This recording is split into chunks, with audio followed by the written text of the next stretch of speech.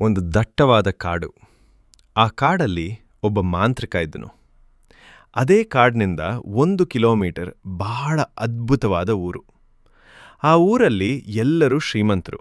ಆದರೆ ಅವ್ರಿಗೆ ಗೊತ್ತಿರಲಿಲ್ಲ ಏನೋ ಅಪಾಯ ಬರ್ತಾ ಇದೆ ಅಂತ. ಆದರೆ ಒಂದು ದಿನ ಮಾತ್ರ ಆ ಊರಲ್ಲಿ ಏನೋ ತಿಳಿಯದ ಭಯಾನಕ ದೆವ್ವ ಬಂದಿದೆ ಅಂತ. ರಾತ್ರಿ ಮಲಗೋ ಸಮಯ ಆದರೆ ಏನೋ ತಿಳಿಯದ ಆ ಊರಿನ ಜನರಿಗೆ ಒಂದೊಂದು ಮಗುವಿನ ಥರ ಅಳೋ ಶಬ್ದ.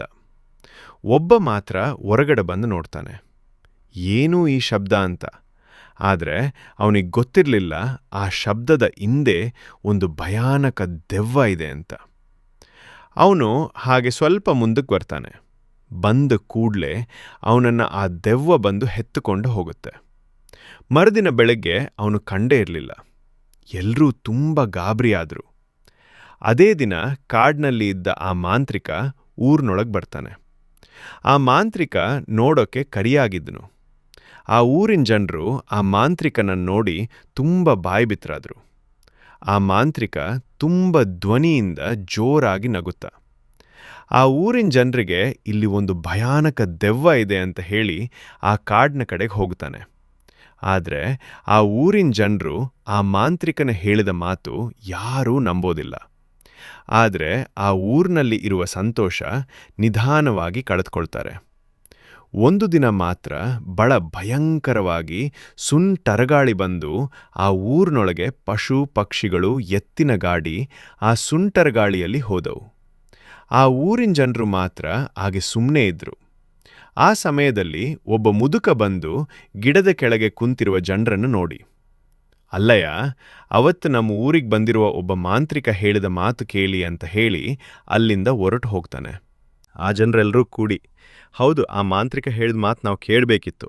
ಸರಿ, ಇವಾಗಲಾದರೂ ನಾವು ಎಲ್ಲರೂ ಕೂಡಿ ಆ ಮಾಂತ್ರಿಕನನ್ನು ಹುಡುಕ್ತಾ ಆ ಕಾಡಿನೊಳಗೆ ಪ್ರಯಾಣ ಆರಂಭಿಸಿದ್ರು. ಆದರೆ ಯಾರಿಗೆ ಆ ದಟ್ಟವಾದ ಕಾಡಿನಲ್ಲಿ ಕಾಣೋದಿಲ್ಲ. ರಾತ್ರಿ ಆಯಿತು. ಹುಡುಕುತ್ತಲೇ ಇದ್ರು. ಸುಸ್ತಾಗಿ ಅದೇ ಕಾಡಿನಲ್ಲಿ ಕೂತ್ಬಿಟ್ರು. ಅದೇ ಸಮಯದಲ್ಲಿ ಒಬ್ಬ ಮುದುಕ ಬಂದು, ಏನ್ರಪ್ಪ ಇಲ್ಲಿ ಯಾಕೆ ಕುತ್ಕೊಂಡಿದ್ರಾ ಅಂತ ಆ ಜನರಿಗೆ ಕೇಳ್ತಾನೆ. ಒಬ್ಬ 20 ವರ್ಷದ ಹುಡುಗ, ಅಯ್ಯೋ ತಾತ, ನಾವಿಲ್ಲಿ ಒಬ್ಬ ಮಾಂತ್ರಿಕನನ್ನು ಹುಡ್ಕೊಂಡು ಬಂದಿವಿ, ಆದರೆ ಎಲ್ಲಿ ಕಾಣ್ತಾನೇ ಇಲ್ಲ ಅಂತ ಆ ಹುಡುಗ ಹೇಳ್ತಾನೆ. ಆ ಮುದುಕ, ನೀವೆಲ್ಲರೂ ಪೂರ್ವ ದಿಕ್ಕಿನಲ್ಲಿ ಹುಡುಕಿ ನಿಮಗೆ ಖಂಡಿತ ಸಿಗ್ತಾನೆ ಅಂತ ಹೇಳಿ ಮತ್ತೆ ಮಾಯವಾಗಿ ಹೋಗ್ತಾನೆ. ಬೆಳಿಗ್ಗೆ ಎದ್ದ ಕೂಡಲೇ ಆ ಜನರು ಪೂರ್ವ ದಿಕ್ಕಿನಲ್ಲಿ ಹೋಗಲು ಪ್ರಾರಂಭ ಮಾಡಿದ್ರು. ಮುಂದೆ ಹೋಗುತ್ತಾ ಒಂದು ದೊಡ್ಡವಾದ ಗುಹೆ ಬರುತ್ತೆ. ಆ ಗುಹೆ ಒಳಗೆ ಬರೀ ಕತ್ತಲು ತುಂಬು ಹೋಗಿದೆ. 20 ವರ್ಷದ ಹುಡುಗ ಒಂದು ಸಣ್ಣದೊಂದು ಕಟ್ಟಿಗೆ ತಗೊಂಡು ಆ ಕಟ್ಟಿಗೆಗೆ ಒಂದು ಬಟ್ಟೆಯನ್ನು ಸುತ್ತಿ ಬೆಂಕಿ ಹಚ್ಕೊಂಡು ಒಳಗೆ ಹೋಗಲು ಪ್ರಾರಂಭಿಸಿದರು. ಅದು ಒಂದು ದೊಡ್ಡ ಗುಹೆ. ಆ ಗುಹೆಯಲ್ಲಿ ಎಲ್ಲೂ ಕಲ್ಲು, ಎಲ್ಲೂ ಕಾಣೋದಿಲ್ಲ. ಆದರೆ ಆ ಹುಡುಗನಿಗೆ ಏನೋ ಒಂದು ಶಬ್ದ ಕೇಳಿ ಬಂತು. ಆ ಶಬ್ದ ಎಲ್ಲಿಂದ ಬರ್ತಿದೆ ಅಂತ ಕೇಳಲು ಭೂಮಿಯ ನೆಲಕ್ಕೆ ಕಿವಿ ಹಚ್ಚಿ ಆ ಶಬ್ದವನ್ನು ಕೇಳಿದ. ಆ ಶಬ್ದವು ಉತ್ತರ ದಿಕ್ಕಿನಿಂದ ಕೇಳ್ತಿದೆ ಅಂತ ಆ ಜನರಿಗೆ ಹೇಳಿದ. ಸರಿ, ಎಲ್ಲರೂ ಉತ್ತರ ದಿಕ್ಕಿನ ಕಡೆಗೆ ಹೋದರು. ಅಲ್ಲಿ ಮಾಂತ್ರಿಕ ಆ ಜನರಿಗೆ ಕಂಡನು. ಆ ಮಾಂತ್ರಿಕ ಕಣ್ಣು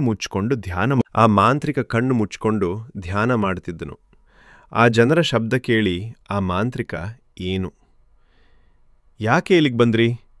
ಅವತ್ತು ನಾನು ನಿಮ್ಗೆ ಹೇಳಿದೆ, ನಿಮ್ಮೂರಲ್ಲಿ ಭಯಾನಕವಾದ ಒಂದು ದೆವ್ವ ಬಂದಿದೆ ಅಂತ. ಇವತ್ತು ನಾನು ನಿಮ್ಮ ನೆನಪು ಅದೇನು ಅಂತ ಆ ಮಾಂತ್ರಿಕ ಹೇಳ್ತಾನೆ. ಆ ಜನರು, ಸ್ವಾಮಿ, ನೀವೇ ನಮ್ಮನ್ನು ಕಾಪಾಡಬೇಕು ಅಂತ ಆ ಮಾಂತ್ರಿಕನ ಪಾದಕ್ಕೆ ಬೀಳ್ತಾರೆ. ಸಾರಿ, ಆಯಿತು, ನಾನು ನಿಮ್ಮೂರಿಗೆ ಬರ್ತೇನೆ ಎಂದು ಆ ಮಾಂತ್ರಿಕ ಹೇಳ್ತಾನೆ.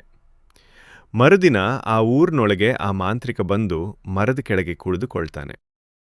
ಆ ಊರಿನ ಜನರು ಎಲ್ಲರೂ ಬಂದು ಆ ಮಾಂತ್ರಿಕನ ಬಳಿ ಬಂದೊಂದು ಕುಳಿದುಕೊಳ್ತಾರೆ. ಮಾಂತ್ರಿಕನು, ನೀವು ಎಲ್ಲರೂ ಕೂಡಿ ನಿಮ್ಮ ಮನೆಯಿಂದ ಒಂದು ಕರಿಕೋಳಿಯನ್ನು ತಗೊಂಡು ಬನ್ನಿ. ಸಾರಿ ಅಂತ ಆ ಊರಿನ ಜನರು ಕರಿಕೋಳಿಯನ್ನು ತಗೊಂಡು ಆ ಮಾಂತ್ರಿಕನ ಬಳಿ ಬಂದರು.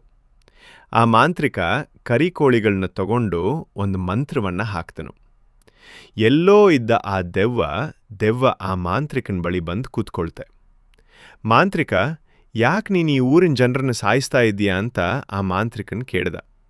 ಆ ದೆವ್ವ, ನಾನು ಹೇಳೋದಿಲ್ಲ ನಿನಗೆ, ನೀನೇನೂ ಇವರನ್ನು ನನ್ನಿಂದ ಕಾಪಾಡ್ತೀಯಾ ಅಂತ ಭಯಾನಕವಾಗಿ ಆ ದೆವ್ವ ನಗುತ್ತಾ ಹೇಳಿದ್ಲು. ಮಾಂತ್ರಿಕನು ಆ ದೆವ್ವಳಿಗೆ ನಾನು ಬಂಧಿಸ್ಬಿಡ್ತೀನಿ, ನೀವೇನು ಹೆದರಬೇಡಿ ಅಂತ ಆ ಜನರಿಗೆ ಹೇಳ್ತಾನೆ.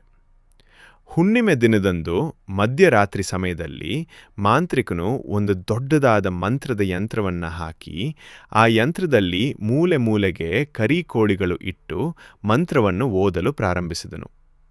ಮಂತ್ರದ ಶಬ್ದಗಳಿಗೆ ಆ ದೆವ್ವ ಬಂದು ಆ ಯಂತ್ರದ ಮಂತ್ರದಲ್ಲಿ ಕುಳಿತುಕೊಳ್ತಾನೆ. ಮಾಂತ್ರಿಕನು, ಏ ದೆವ್ವ, ನೀನು ನನಗೆ ಸವಾಲು ಹಾಕ್ತೀಯಾ?